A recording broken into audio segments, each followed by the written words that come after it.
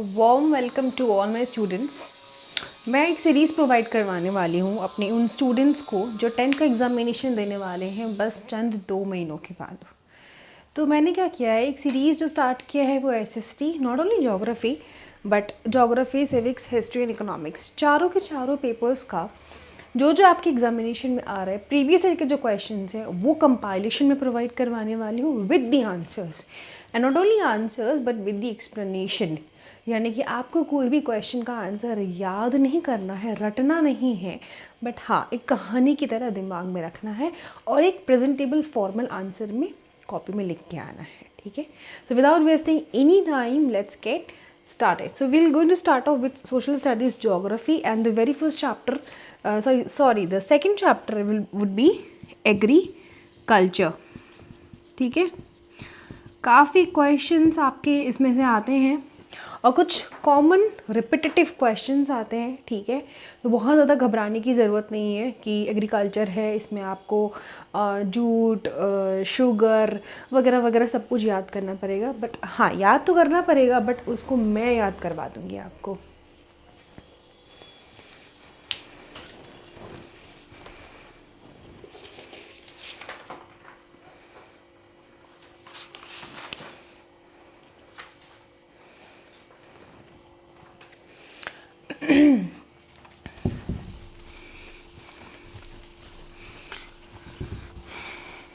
ये हमारे coaching centre का नाम है स्टूडेंट्स। मैं ऑलरेडी ये कोचिंग सेंटर रन करती हूँ मुजफ्फरपुर बिहार में।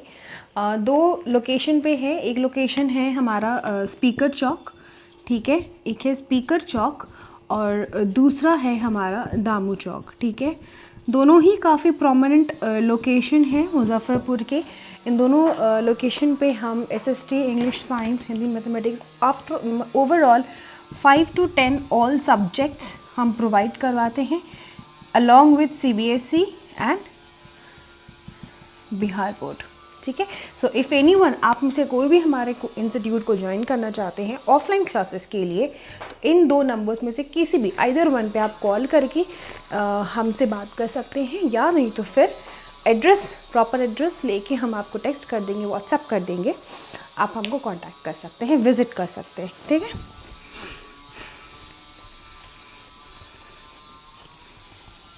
so the very first question,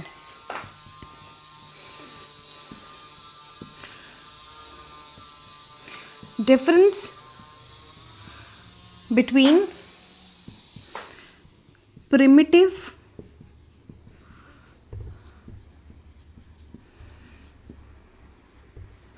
subsistence farming and intensive और कमर्शियल फार्मिंग। ठीक है,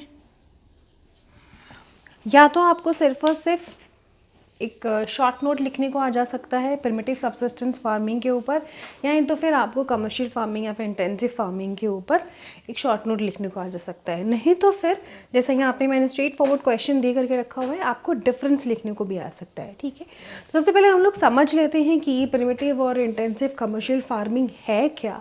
देन आपके लिए प्रॉपर चार्ट बना के आंसर लिखना बिल्कुल भी दिक्कत की बात नहीं होगी। सबसे पहली बात, मान लीजिए कि एक इंसान है, ठीक है, और ये एक इंसान है आई एम सॉरी, ये दिखने में लग रहा है ना बड़ा मोटा ताज़ा इंसान, और ये बड़ा दुबला मैल नरिश्ड सा। तो इसके पास भी ज़मीन है, इसके पास भी ज़मीन है, पर इसके पास जो ज़मीन है ना वो छोटी सी ज़मीन है, इसके पास जो ज़मीन है वो बहुत ही बड़ी ज़मीन है। ठीक है, ही इज़ वेल इक्विप्ड, यानी कि इसके पास कुल्हाड़ी होती है, हल होता है। He is not very well equipped, मतलब प्रिमिटिव टूल्स जो होते हैं ना फार्मिंग के, वो हैं इसके पास।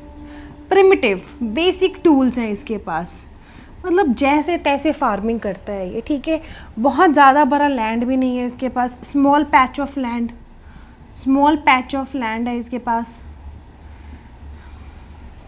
ठीक है, ये लेबर इंटेंसिव होता है, ज्यों इसके पास ज़्यादा बढ़िया टूल्स है ही नहीं, तो ये बेचारे भाई साहब इतनी सी ज़मीन पे बड़े बड़े ट्रैक्टर्स ला के करेंगे भी क्या? कुछ नहीं करेंगे, कुछ नहीं कर सकते। तो जाहिर सी बात है अपनी primitive tool I am really sorry, अपने प्रिमिटिव टूल्स की मदद से वो सिर्फ और सिर्फ अपने घर में जो लोग होते हैं उसके पास, उसके मान लो कि 2-3 बच्चे हैं, बीवी हैं, तो उन लोगों की मदद से इस लैंड पे फार्मिंग कर लेता है वो, ठीक है। तो ये लेबर इंटेंसिव हो गया, ज़्यादा पैसे इसमें लगते नहीं, ठीक है। ये मोटे ताजे जो सेठ जी हैं इनके पास बहुत बड़ी ज़मीन है, थोड़ा ज़मीन इनका और बड़ा कर देते हैं, इतनी बड़ी ज़मीन है इनके पास, जाहिर सी बात है बड़े बड़े ट्रैक्टर्स हैं, ठीक है। सो ही इज़ वेल इक्विप्ड,